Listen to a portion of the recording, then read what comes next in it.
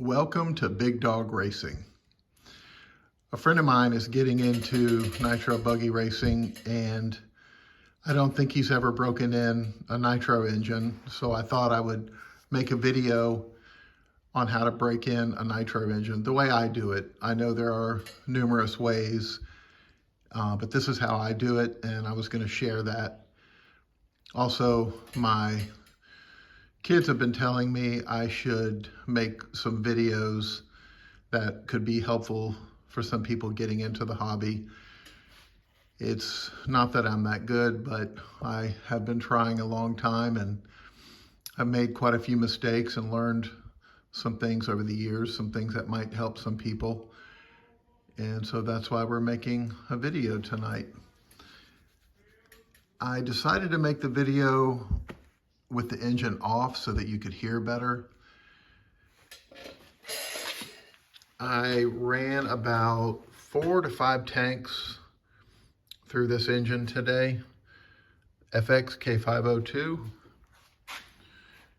And what I do first is obviously I make sure my endpoints are correct, the linkage is working, the needles are set to the manual, the idle is set to the manual. Sometimes you'll have to bump that up. In this case, the manual wanted it at a certain point and it was way too high, so I had to close that gap when I first started the vehicle. But that varies from engine to engine. So I'll have the car ready, I'll have my temp gun, I have a multimeter that monitors the temperature. One of the first things I'll do is I'll install this wire in the cooling head, and I'll make sure I just run it up through one of the holes, and I make sure that it is in sync with my temp gun, because if you have it too low, it's going to give it a lower, cooler reading. So I make sure they're matching. And then I have this head warmer on it that I made. It's just a sock with some metal tape on it. And then I'll put the fuel in, I will prime it, and I'll heat it. I heat it without the sock on. I want to give a very thorough heating. I want to heat the block, the head, especially on the first start. And then when I get it up to about 230, I'll put the cooling head or the head warmer back on. And then for the first start, I'll heat it to about 270. I want to get it really good and warm, heat soaked, because that first start can be very hard. So I want as much heat in there as I can. And then I'll start the engine. And when you start the engine, as soon as the fuel hits it, the temperature is going to drop pretty dramatically. So once I get the engine running and the idle set to where I want, so that it will idle but not too high, then I'll heat it again to about 230. And then once I do that, I'll put that on it. It's the same kind of material. It's a sock with metal tape, and it just traps the heat in it. Sometimes I will even just put it like that, because every 3 or 4 or 5 minutes, when the temperature goes down to 200, then I'll take the cover off and I'll heat it to about 230, put the cover back on, then it'll work its way back down to 200.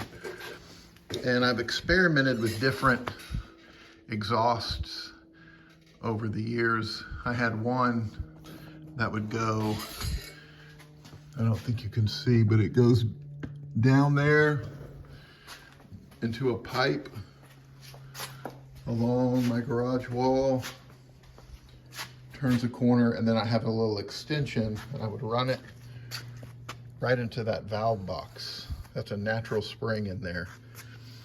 Just kidding. That valve box is specifically for Christmas lights, so there's nothing in there. But that's kind of a little bit of a hassle, and I worry about the engine having to push the exhaust that far. So I'm trying this system this time, and it's worked really well. I'm using PEX pipe, which is just plumbing supply lines.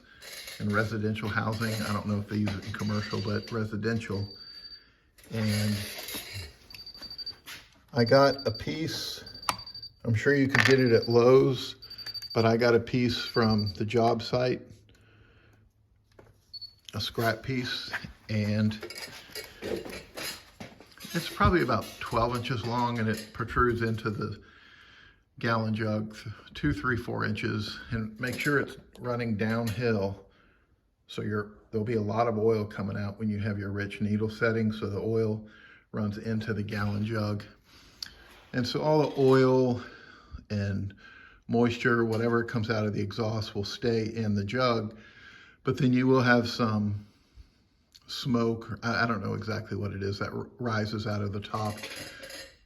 Doing it this way, it really muffles the sound, and the smell really isn't that bad at all. Although I am going to add, they make a little box filter for soldering, and I'm going to build a platform and then put that up here right above the gallon jug to suck in that exhaust. And I think that will make it even better.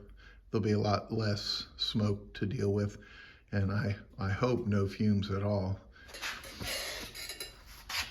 So I run one tank at a time. I know with the heat cycle method, you're supposed to let it cool off and then heat it back up. Sometimes I'll run them back to back. Sometimes I'll run one tank, sometimes 4 tanks. And I used to run Novorossis before they went out of business, and it would take every bit of a gallon to break one of those in. I think this is my 3rd FX, and I think it takes just about a gallon to break in, which is a negative in that, you know, all the time you have to put into that before you can really start racing. But it's, to me, it's indicative that they use really good materials, really hard materials. And I think it's a sign of durability. And well, that's about it. This is my first official video for Big Dog Racing.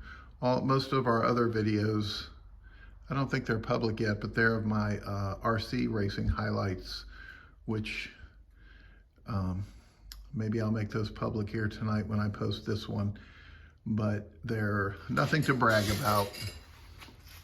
I normally finish 3rd in a 3-man race, but we're making improvements every year, and I will make more videos as we have updates. And when I get that system updated with the filtration system, I will share that. And I guess we'll be signing off now. Thank you.